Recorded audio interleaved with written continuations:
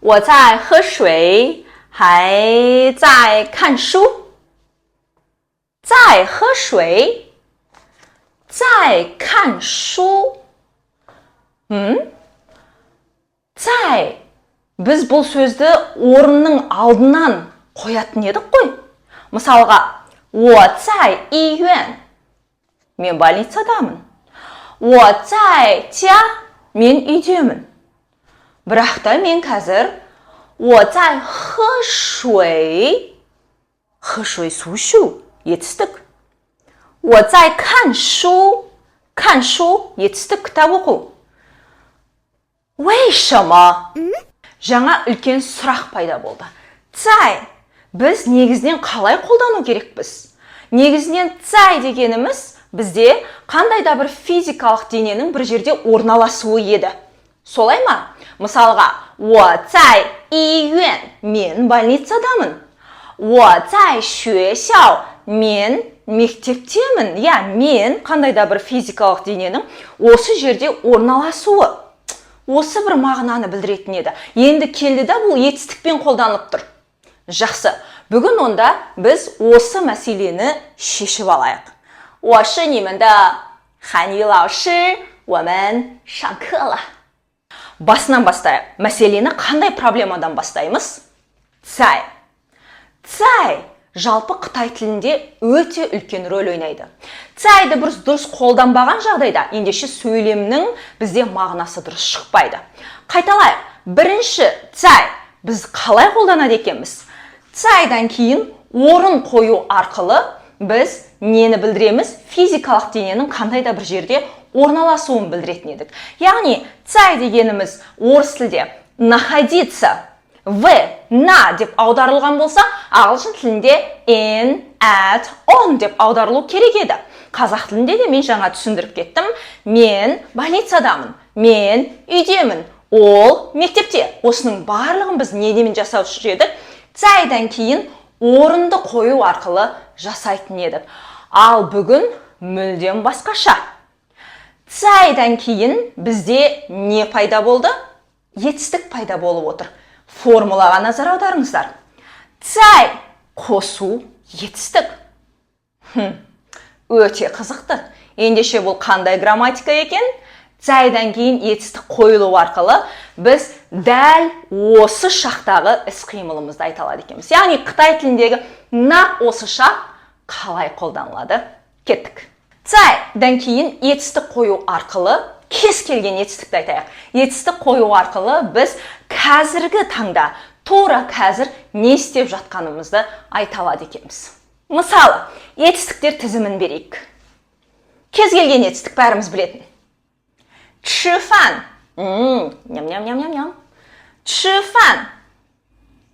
休息. 我在休息. Жақсы көреміз, бәріміз.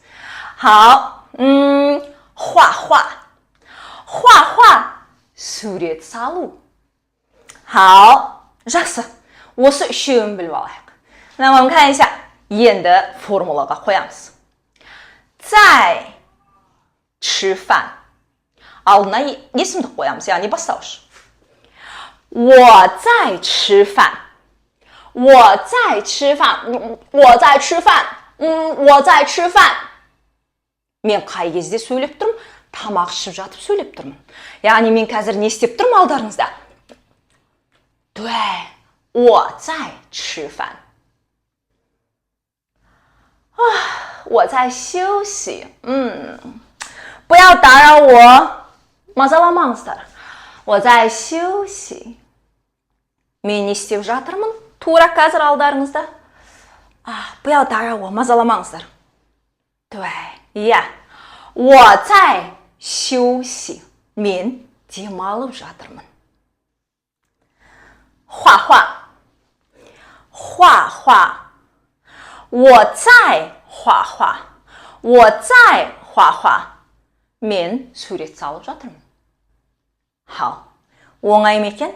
对, ешқандай қиындығы жоқ. Бізге бар болғаны осы схемамен етістіктер тізімін білу екен. 我在немесе қандай да бір бастауыш, басқа бастауыш айтайық. Мысалға, 他在吃饭. Ол тамақ ішіп жатыр. 他在睡觉. ұйықтап жатыр. 睡觉. 好. Ендеше біз бүкіл бастауыштан кейін цай арқылы оның артына етістік қою арқылы сол бастауыштың, сол іс-қимылдың тура осы шақта болып жатқандығын айтады екенбіз. Мынау сөйлемде не ерекшелік бар? Қарап көрейікші. 我昨天上午在看电视. 在看电视. түсінікті. 在дан кейін 看电视, телевизор көру деген сөздір. Мен телевизор көріп жатырмын. Бірақ 昨天上午 кеше түстен бұрын. Тұра тұрыңыздар. Мына сөйлемде бір мәселе болып тұр.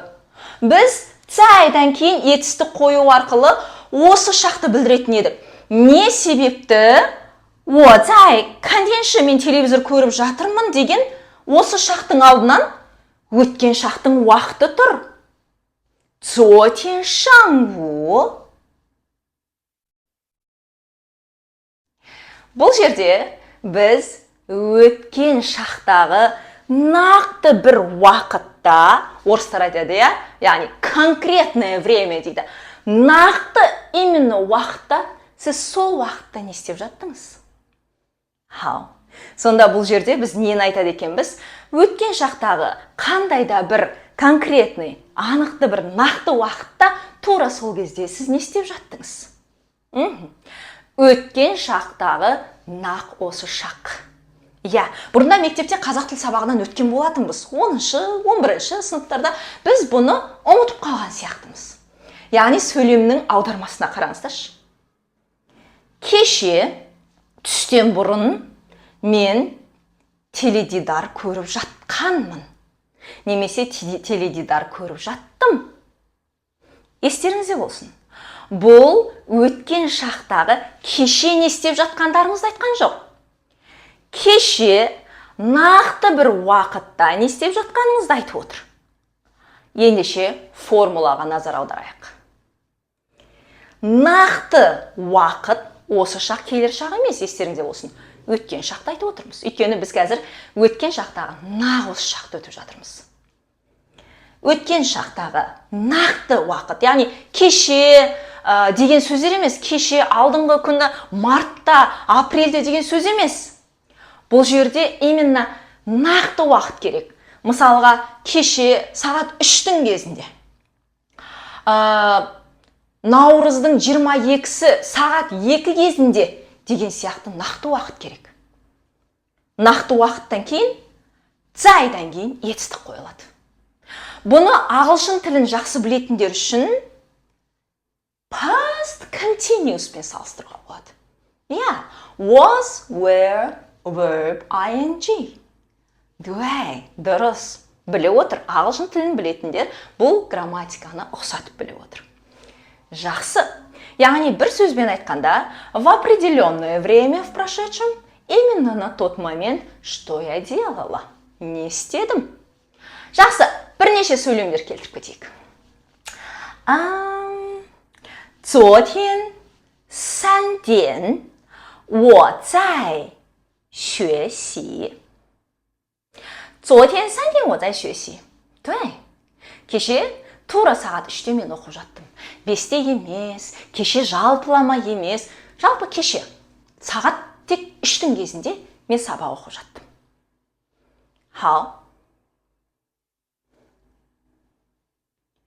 4月10号6点我在给你打电话. Қызық сөйлем,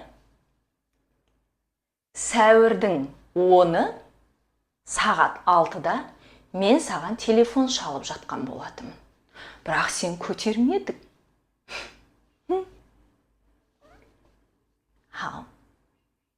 Жақыннан айтайық.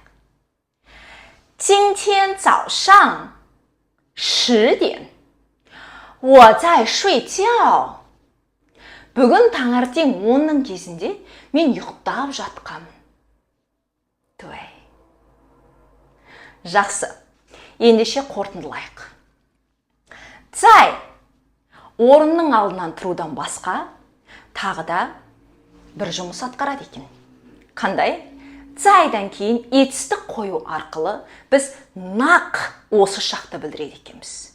Оның ішінде тағы да өткен бір нақты бір уақытта не істеп жатқаныңызды да айтуға болады екен.